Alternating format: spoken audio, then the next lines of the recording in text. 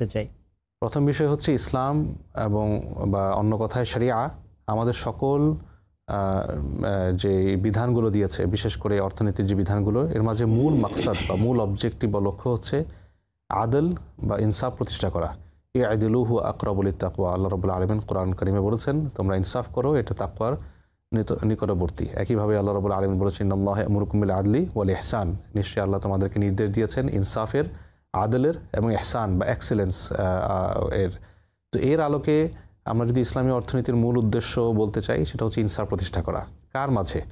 একটা ছোট্ট লেনদেন থেকে যদি আমরা শুরু করি, তাহলে লেনদেনের উভয় পক্ষ, অর্থাৎ ক্রেতা বিক্রেতা অথবা দুইজন ব্যবসায়িক পার্টনার, একজন ফান্ডার, একজন ইনভেস্টর, একজন ম্যানেজার, একইভাবে ওয়াকিল যিনি এজেন্ট এবং যিনি প্রিন্সিপাল যিনি ওয়াকিল নিয়োগ দিয়েছেন। আরেকটু বৃহৎভাবে যদি আমরা দেখি, তাহলে সমাজের সকল স্টেক হোল্ডার বলতে বোঝাই একজন সাধারণ মানুষ যিনি হয়তো ওই লেনদেনের সাথে যুক্ত নন, কিন্তু এই লেনদেনের ইম্প্যাক্ট বা প্রভাব তার উপরও পড়বে। এই সকল ক্ষেত্রে ইনসাফ বা আদল প্রতিষ্ঠা করা, কারো উপর যেন জুলুম না হয়।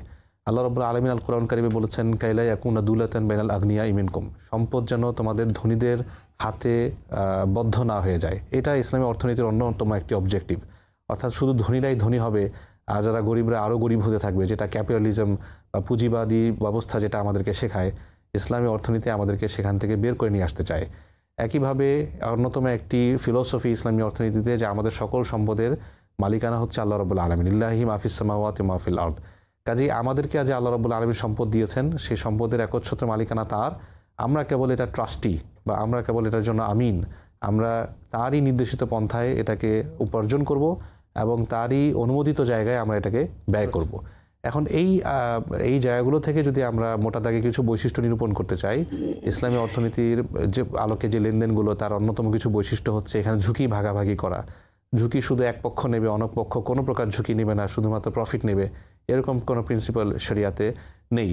একইভাবে আমাদের লেনদেনগুলো যেন অ্যাসেট ভিত্তিক হয়, বাস্তব সম্পদ ভিত্তিক হয়। শুধু হাওয়াই টাকার বিনিময়ে টাকা কিংবা কোনো আপনার সত্যিকার সম্পদ নেই এর বিনিময়ে লেনদেন, এগুলোকে দেখবো আমরা শরিয়া অনুমোদন করে না।